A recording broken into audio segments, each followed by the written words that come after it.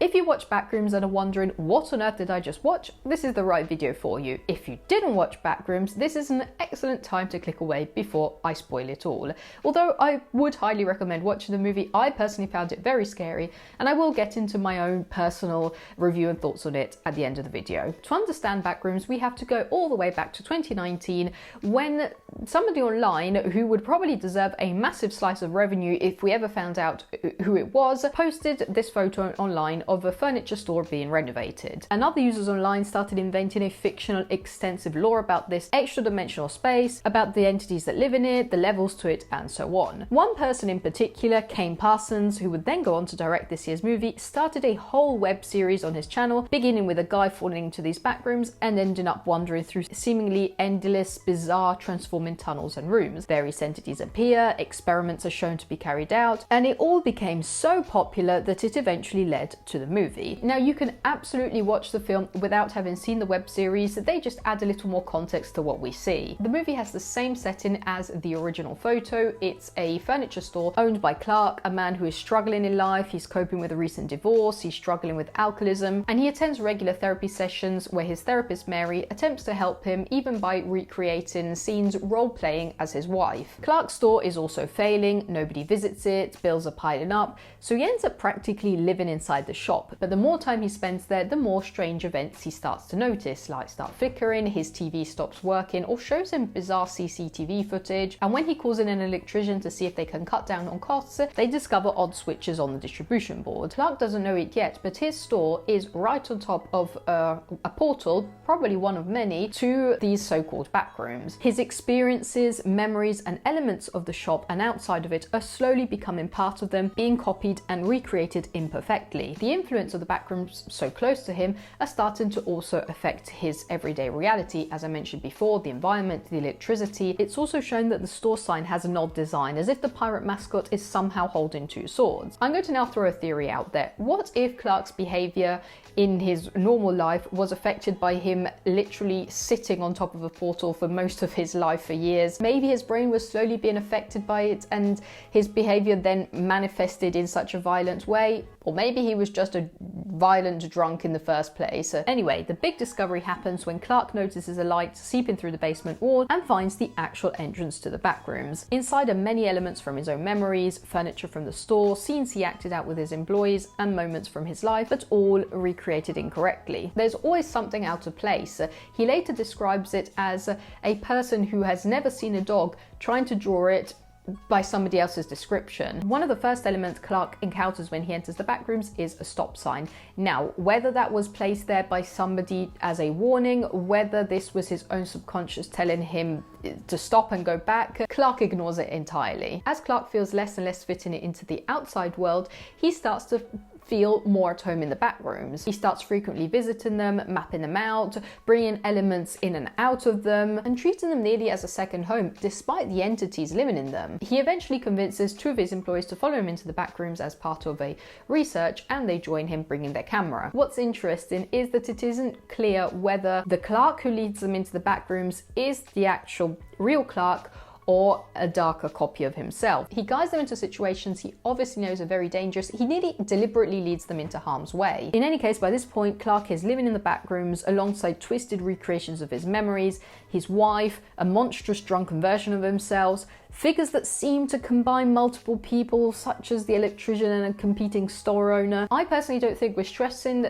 enough how certain elements of the backrooms aren't necessarily an exact copy of one single thing. It could be more like our dreams that mix and match multiple elements to form one nearly metaphorical thing. They could be combinations of different people, memories, ideas. For this element, I'd suggest watching Paprika, a movie which explores a dream world where people interact with their own subconscious in a very allegorical way. Anyway, at this point, Clark is completely consumed by this world. It reminded me a bit of Inception, where it is explained that if you spend enough time in the dream world, eventually that becomes your reality and you no longer want to return to the real one, especially if your real life wasn't making you happy in the first place. Clark didn't even get a missing persons poster like the other characters, as if nobody outside really cared he was gone. So instead of being terrified by the backrooms, he immediately wants to go back. He starts mapping them out, he brings objects in and out, and tries to share his excitement with others. Now, I think it is important that the film keeps on insisting on how Clark used to be an architect. And I think this is important because his imagination and spatial understanding seem particularly capable of shaping the backrooms into increasingly complex environments. What Clark doesn't know is that years prior, a company that developed MRI machines had found access to this other dimension, what we call the backrooms. A group of scientists has been studying it ever since, as explained more extensively in the web series, eventually building the threshold, a doorway into this place. The opening of the film actually shows one of their researchers getting lost in the backrooms and being attacked by an entity which seems to be Clark's evil pirate version, proving once again that time in the backrooms is non-linear. The scientists have also set up cameras throughout the backrooms, or at least the section that they explored, and they also set up traps. For example, these cardboard cutouts of a primitive man sending out recordings in multiple languages. These greetings are actually taken from the real Voyager Golden Record, the message humanity sent into space in the hope that somebody out there might one day find it. To be honest, it's a bit like sending a message in the bottle out into an infinite space and hoping for a response, but it does fit perfectly with the idea that the backrooms could also be infinite. Also, it is implied that there isn't just one portal, there are multiple. The scientists seem to realize that Clark's door is one of them after noticing in their surveillance footage and then recognizing him on a TV commercial. In the web series, we also see portals appearing elsewhere, including on roads, suggesting there may be many entrances scattered around the world. Now, while Clark is down in the backrooms, let's move on to his therapist, Mary. I don't think Mary is particularly close-minded when Clark tells her about his discovery. She doesn't immediately dismiss him as somebody crazy, although obviously she tries to approach his theory as a therapist. However, when later Clark leaves her a message saying he has found his window, his meaning in life, she becomes concerned and decides to visit his store. And when she arrives, there is mail piled up outside the door, implying that he's been gone for weeks at least. Mary's background also becomes important here. She was raised by a paranoid, agoraphobic mother who would constantly keep them closed inside the house, claiming that something or somebody was everywhere out there. She was eventually institutionalized, and Mary grew up dealing with the consequent trauma. One particularly interesting scene is the camera panning to below her childhood home, revealing layers and layers of backrooms. This led many to believe that Mary's mother may not have been completely delusional. Maybe she really did encounter something connected to the background.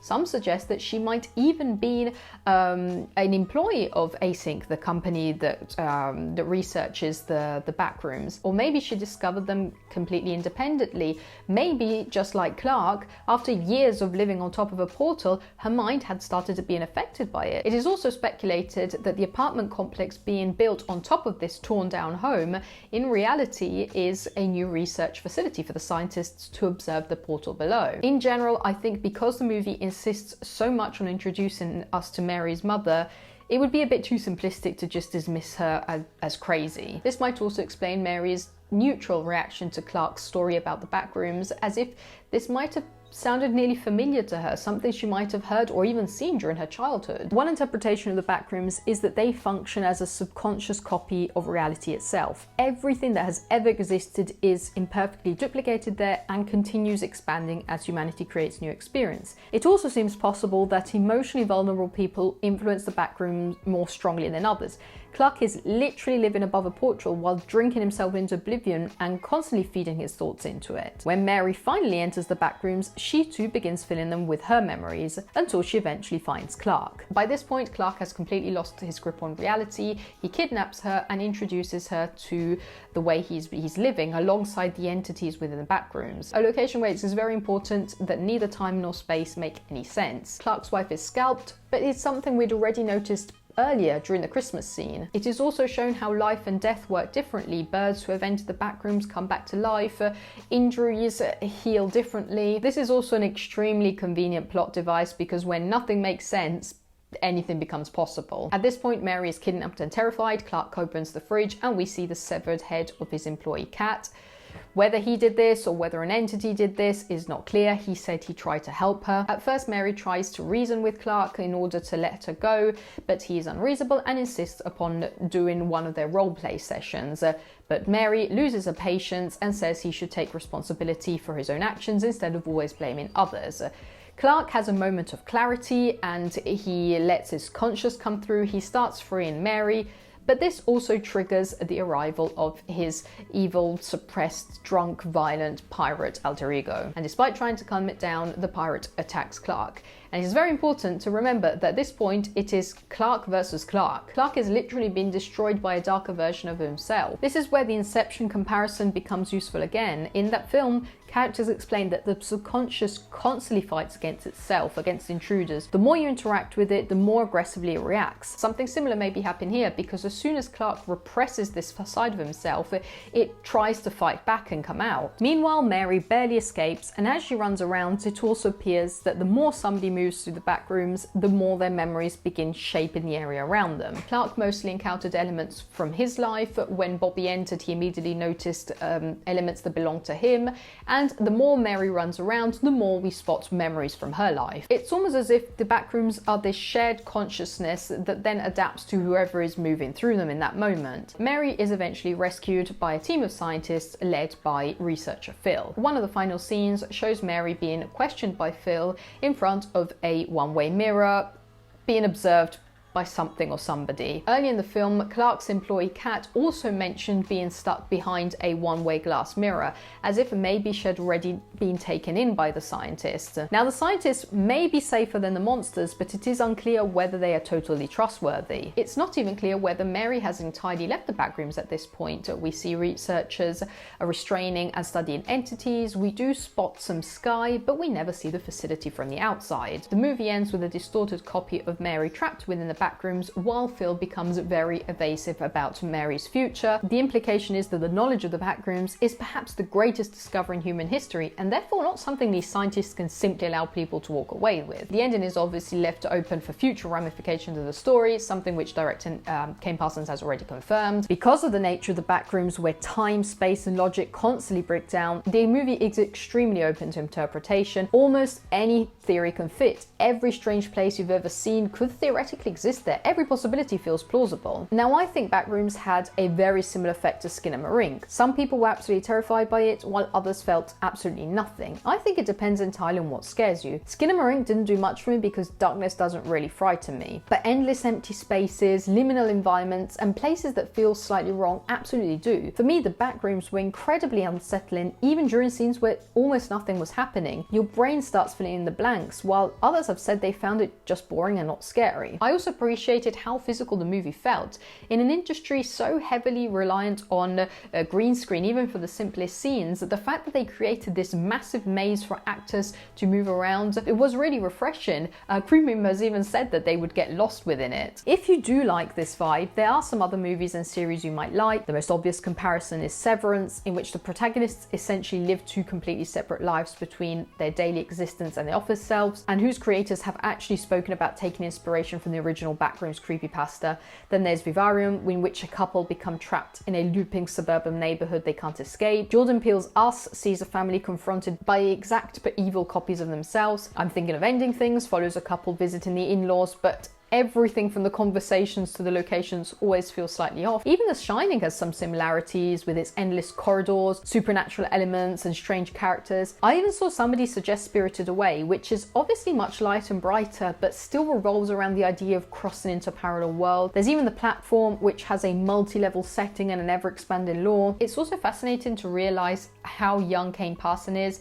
This created some doubts in people whether he actually directed the film or just co-directed it alongside more seasoned people. But the Backrooms have essentially been his passion project for years. He created much of the imagery people now associate with them and spent years developing this world. Mark Duplass, who plays Phil, has spoken about how incredibly prepared Parson was, arriving with years of ideas and knowledge. Chiwetel Ejiofor, who plays Clark, also said that talking to Parsons felt refreshing because he wasn't overly influenced by decades of filmmaking. His approach came more from years of obsessing over this specific idea rather than copying from other directors, even though Parson has openly discussed influences such as Mr. Robot and the themes of loneliness and other media. It will be interesting to see where his career leads him and how he will perhaps move beyond this specific aesthetic, but I think he does have a knack for horror. I know some people are talking about how YouTubers are taking over the industry, but I think it's the natural evolution of things. Years ago, new directors would create short films can try to get them into film festivals. Now new directors make short films and upload them to YouTube, and if they're good and they get enough traction,